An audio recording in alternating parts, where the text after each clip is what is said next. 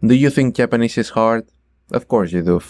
Everyone thinks Japanese is hard. Everyone knows Japanese is hard. It's true. But do you know exactly why it's hard? If you don't, I'm going to tell you. And if you're planning to learn Japanese, you should definitely watch this. It's a very inspirational video. Many people try to learn Japanese and then they quit out of nowhere seemingly because apparently Japanese is hard. Oh wow.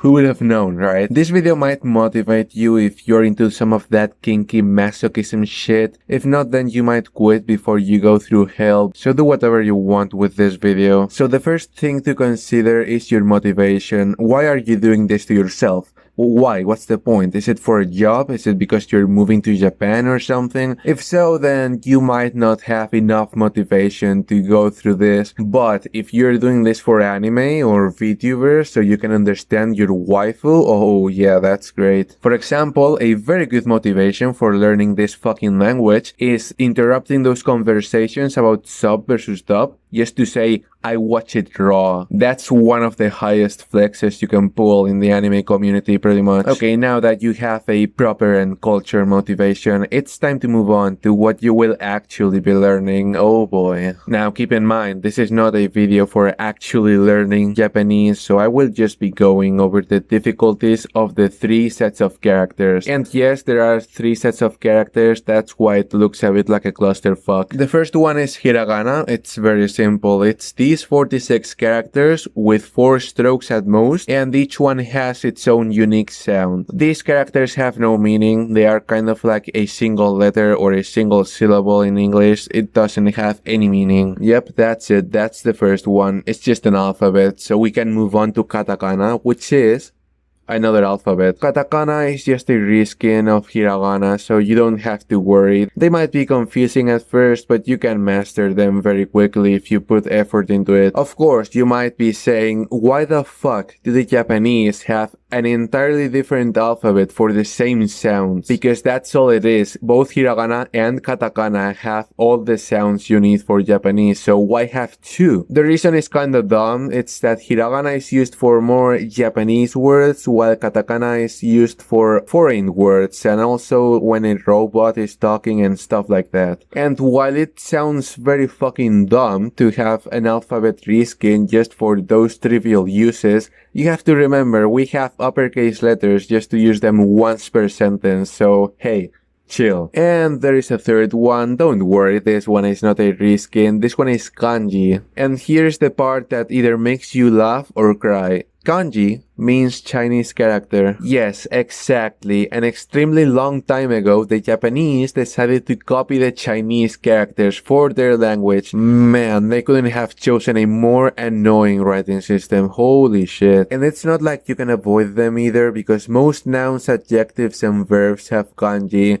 Good luck with that. And here's a bit of hilarity. Why kanji? Why did the Japanese copy kanji? There's a couple reasons, but my favorite one is that Japanese does not have spaces, so what they did was make the words start with kanji and then have some hiragana, and that way they know when a word starts because that's when the kanji starts. To be fair, this solves the problem. So do spaces, but this solves the problem as well, so why not? And now I am going to tell you exactly why kanjis are hard, and you're in for pain here. The first reason is the sheer quantity of them. In hiragana there are 46, in katakana there are another 46, but in kanji, how many characters are there? I don't know. I don't think anyone knows. There's probably tens of thousands, but you don't need to learn all of them. You only need to learn 2,136 yo-yo characters. And yo-yo means high usage. How the fuck can there be 2,136 highly used characters? It doesn't make any fucking sense, I know. But that's an official list. And that's the list that Japanese kids are learning in school. You probably won't need all of them. Some of them aren't actually that highly used, but you are still gonna need a good bunch of them if you want to understand anything. Another reason kanjis are hard is the most obvious and intimidating factor, the writing. Hiragana and katakana need at most 4 strokes, but trust me,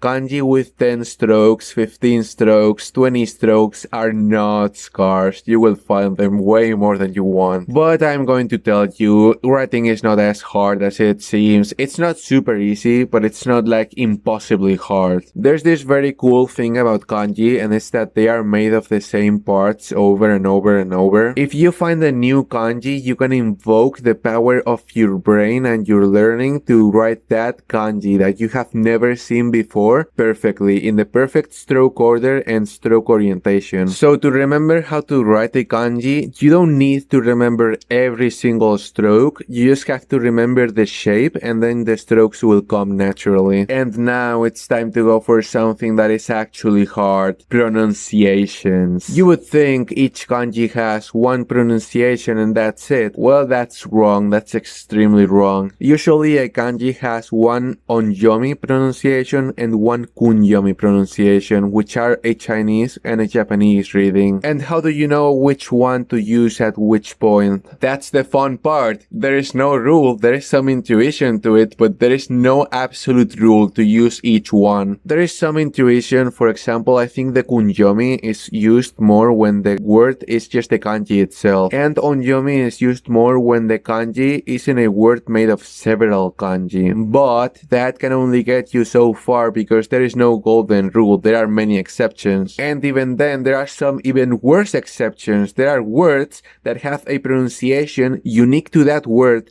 that has nothing to do with any of the pronunciations of the kanji, and that's fucking insane. I don't know why those words even exist or why those words have those kanji, but they do. They exist. They have those kanji, and you have to learn them one by one, case by case. Oh, and did I say each kanji has two pronunciations? Nah, that's usually, but sometimes they have one, or sometimes they have three, or sometimes they have 5 kunyomi and 4 onyomi, and you have to learn when to use which one. And it's not like the weird kanjis that have all of this shit. No. It's the first kanjis. The ones that are the most used are the ones with the most pronunciations and the most meaning, so good fucking luck. And there is one last thing that I want to say about kanji, and it's that some kanji are extremely similar. I said earlier that if you know many kanji, then if you find a new one, you can easily write it, right? That's because there are parts of kanji that you learn subconsciously. Well, that also means that there are some kanji that are exactly the same except in one radical that is almost the same. For example, the kanjis for matsu and motsu confuse me a bit, and it doesn't help that they are written by the kanji and then the hiragana too. They are exactly the same except for that one radical at the left. And these are not the only two. There's many kanji, and you will at some point write one kanji as the other kanji that you remember, and you will be wrong and someone will be confused at some point. And there's one last thing about Japanese that I want to say. You know, when you start learning a language that you think the language is super fast. It's not actually that fast. It's just that you suck at processing the information and everything seems super fast to you specifically, because by the time you're done understanding the first sentence, the native speaker has already said 5 more. Yeah, well, in Japanese it's actually that fast for some reason, so it's not just you. You thought Eminem was fast? Well, check this out.